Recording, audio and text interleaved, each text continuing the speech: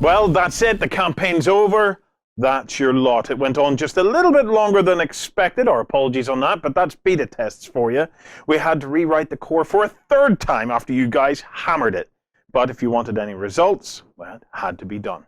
Now, before I forget, I need to thank the most important people in the entire thing, the whole event, and that is you guys. Every one of you who participated in it. You have been amazing. Right. Ultimately, you battled over 9 theaters. Now, let me give you some stats of some of the stuff that happened. So the total number of reports and entries that we had in the system by the time it finished was over 7,242. Now you can see why our servers were struggling so much. Whenever we discount linked battles and things like that, we had a total of 5,413 individual missions on the ground and battle reports. Get this, the total number of points deployed to Flamia was 2,994,700. For any of you conspiracy theorists wondering why we might have extended the campaign a bit further, if we could have got that to 3 million, that would have been very, very cool. But got to 3 million points, guys. Let me put that into perspective. If you worked out as little infinity boxes, you know, your little 5-man box sets, that would be nearly 20,000 of those boxes. And if we stack the miniatures one on top of the other, it would go up 3,394 meters in the sky. So over 3 kilometers high. That's a lot of infinity stuff, isn't it?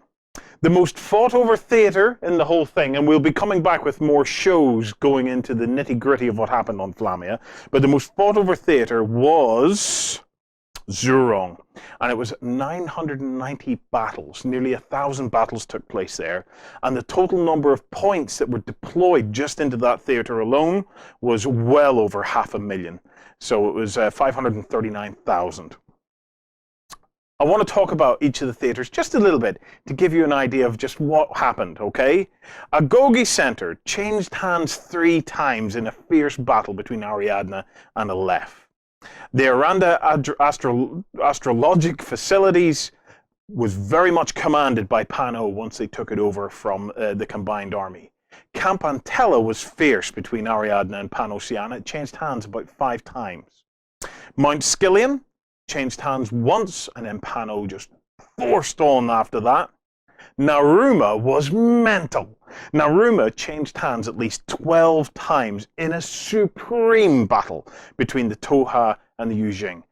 You know, Yujing had a lot of players, but I've got to say, Toha, you totally did yourselves proud. Well played. The Onza government headquarters changed hands 3 times before Hak Islam started to dominate. And Sagres, well, Pano controlled it from start to finish. Tianjian, the Astroport city, changed hands twice to be finally controlled by the Nomads. And Zurong, that 1,000-battle environment, was nuts. It changed hands 3 times. It was very, very tight, but Yujing have been holding it out. And that's all before the AI historians get to all of this. So these are not results. These are just stats from now, from this moment. I want to talk a little bit about casualties. It's something that we had been planning to try and pull the data out a long time ago, but with all the coding and everything we had to do, it was delayed. So this is fresh off the press, okay? So these are kind of the number of points you lost and the number of points you killed. I can't confirm it too much, but we think that this is accurate. For Aleph, your total number of casualties, you lost 120,000 points of casualties.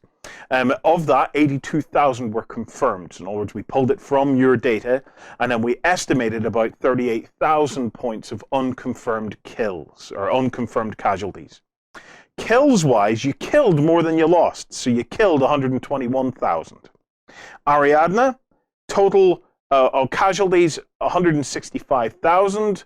Of that, 121,000 of them were confirmed kills. The rest are our estimates of kills. And you killed, sorry, that was your casualties, you killed 167,000. There or thereabouts. Combined army, You lost 160,000 worth of points. You killed 140,000 worth of points. Your confirmed losses were in the region of 105,000. Your unconfirmed in the region of 55,000. Haq Islam, your casualties 136,000 points, and your kills 128,000 points. Nomads, your casualties 208,000 points, and your kills 199,000 points. And finally, Pan-Oceania, your casualties 194,000 points, your kills 212,000 points. I will be coming back to all of them in more detail in a future little follow-up episode to the whole thing. I can't forget about Toha and Yujing. Toha, casualties 74,000 points, kills 92,000 points. And then Yujing, casualties 208,994,000 points. It's important to get this one. Your kills 208,071. So yeah, that was very, very tight. Okay, guys, everything is now shutting down. I want to take a moment to thank some heroes. The liaisons. These were guys who you guys voted for and came to work with us behind the scenes to be able to help pass data and get stuff from you guys in and out of the briefing rooms. They did an amazing job in the briefing rooms, and we couldn't be more proud of them. Guys, you were fabulous. You haven't heard the last from us. They have been working on timelines of events, so stay tuned on the forums and the briefing rooms. Go into your briefing rooms, because what they're doing is they're getting the timeline of events of what happened on Flamia from your faction's perspective. That is all being bundled up along with all of the results to go into Corvus Belli when they will start to craft the story of Flamia. Next week, we're going to be switching on the AI historians. They're running in the background, and we're going to let Corvus Belli just double-check our algorithms of what we say. This looks like a great report. This, not so much a great report.